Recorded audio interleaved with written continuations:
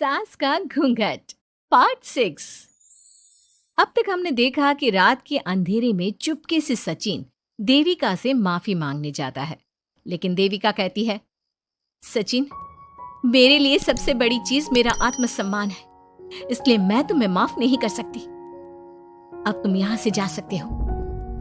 देविका, एक बार मुझे मेरे बच्चे से तो मिलने दो। मैंने अभी तक उसे देखा भी नहीं है। कौन सा बच्चा सचिन? वही बच्चा जिसे तुमने और तुम्हारे बाप ने अपने घर के अंदर तक नहीं घुसने दिया। आज अचानक बच्चे की याद कैसे आ गई? देखो सचिन, चले जाओ यहां से। मेरे बच्चे के सामने और मेरे सामने फिर कभी मत आना। सचिन जब घर जाता है तो घर के सभी आदमी उसे डांटने लगते हैं।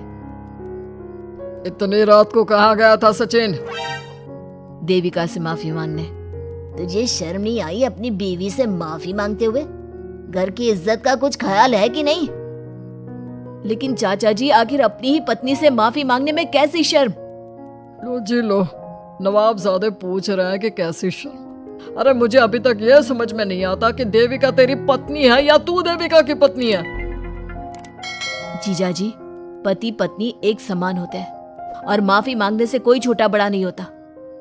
काश मैंने पहले अपनी पत्नी का साथ दिया होता। आज मैं आखिरी बार आपको समझा रहा हूं कि आप सब भी अपनी पत्नियों से माफी मांग लो। देविका ने तो मुझे माफ नहीं किया, शायद माँ, चाची, भाभी और दीदी ही आप सबको माफ कर दे। सचिन सभी को समझाने की बहुत कोशिश करता है, लेकिन कोई भी उसकी बात नहीं सुनता।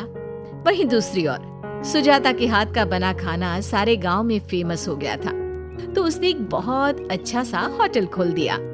देविका, मैं चाहती हूँ मेरे होटल की सबसे पहली ग्राहक तुम ही हो, क्योंकि तुम्हारी वजह से ही आज मैं अपना खुद का होटल खोल पाई हूँ। क्यों नहीं भाभी? लेकिन भाभी, आपको अब अपने होटल में ना सिर्फ इंडियन खाना बनाना है, बल्कि इटालियन, चाइनीज और फ्रेंच खाना भी बनाना होगा।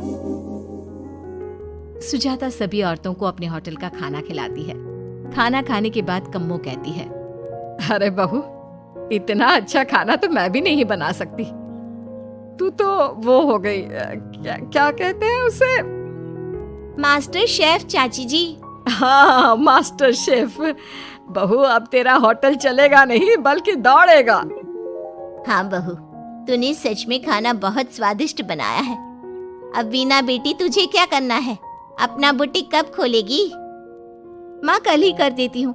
दुकान और सिलाई मशीनों का सारा काम हो गया है और वर्कर भी आ जाएंगे।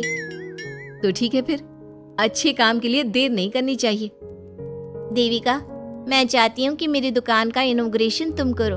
आखिर तुम्हारी वजह से तो मेरा बुटीक खुल रहा है। अगले दिन वीना भी अपना बुटीक खोल लेती है। उसका बुटीक भी चलने लगता है। माँ, आजकल ना कस्टमर ज्यादा हो गए हैं। बुटीक में जो वर्कर है वो वर्कर कम पड़ रहे हैं। मुझे और वर्कर की जरूरत है। बेटी, गांव में तो तुझे कोई मिलने से रहा। अच्छे वर्कर तो शहर से ही मिलेंगे। हमें भी कुछ लोगों की जरूरत है जो हमारे बर्तन शहर ले जाकर बेच सके। देविका बहू, अब तू ही कुछ कर। ठीक है माँ जी, मैं अपने पापा से बात करती हूँ। वो अखबार में इश्तेहार दे देंगे तो कई वर्कर आ जाएंगे। कम्मो और विमला के बनाए बर्तन भी दूर दूर तक बिकने लगे। सभी औरतें देखते ही देखते बहुत फेमस हो गई। अब देविका ने गांव में अपना स्कूल भी खोल लिया। सभी गांव की लड़कियां स्कूल जाने लगी। एक दिन देविका ने सभी से कहा, माँ जी, मैंने स्कूल तो खोल लिया है और गांव की लगभग सारी लड़कियां भी आ रही हैं, लेकिन कल से आप सब भी आएंगी, गांव की सभी औरतों के साथ।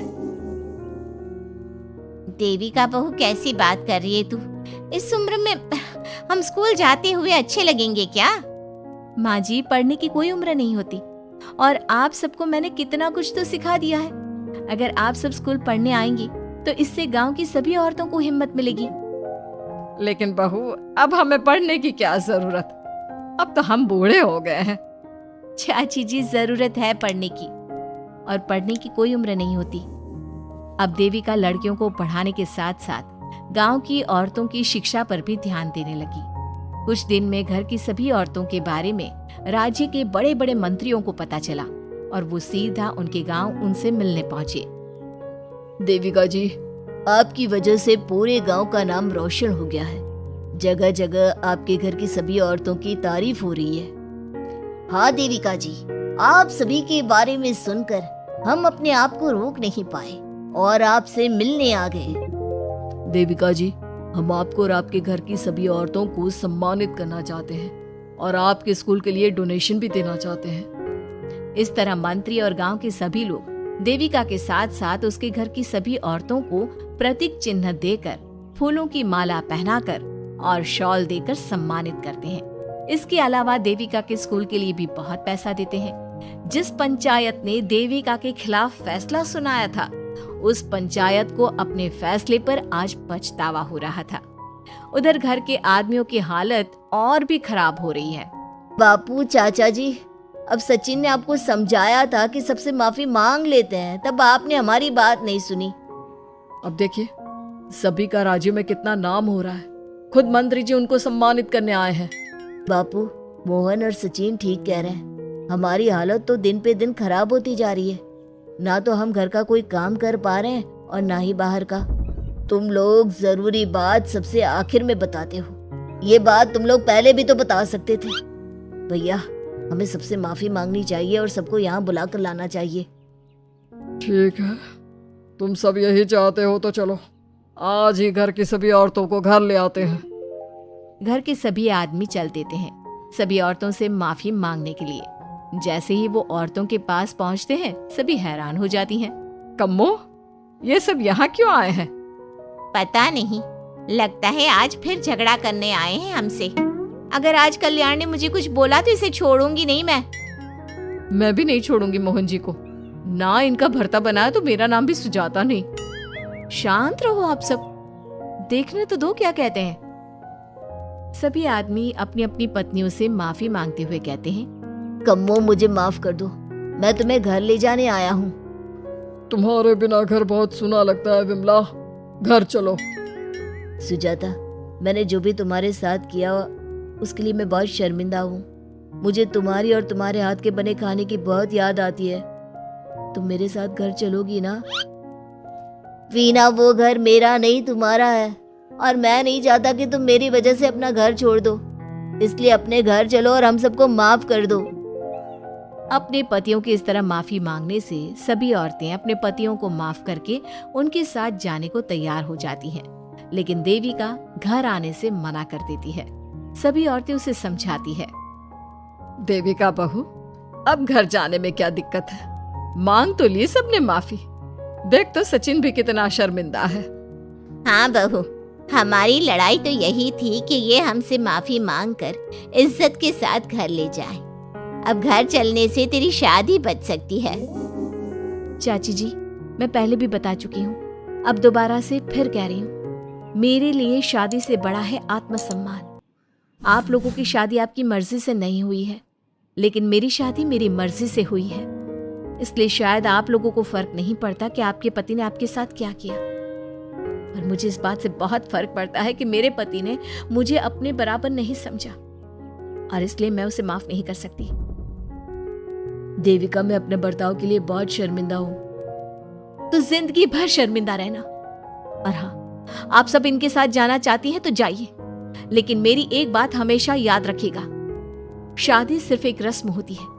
इस रस्म में पति और पत्नी बराबर के हिस्सेदार होते हैं। ना कोई छोटा होता है और ना कोई बड़ा। इसलिए यदि आपका पति आपको सम्मान दे तो बदले में उसे सम्मान दो, नहीं तो वो जैसा करे आप भी वैसा ही करो। देविका सचिन के साथ नहीं जाती है और अपने बेटे के साथ वहीं रहने का फैसला करती है। अब वो न सिर्फ अपने गांव बल्कि हर जगह जाकर महिला शिक्षा और उनके अधिकारों का प्रचार करती है।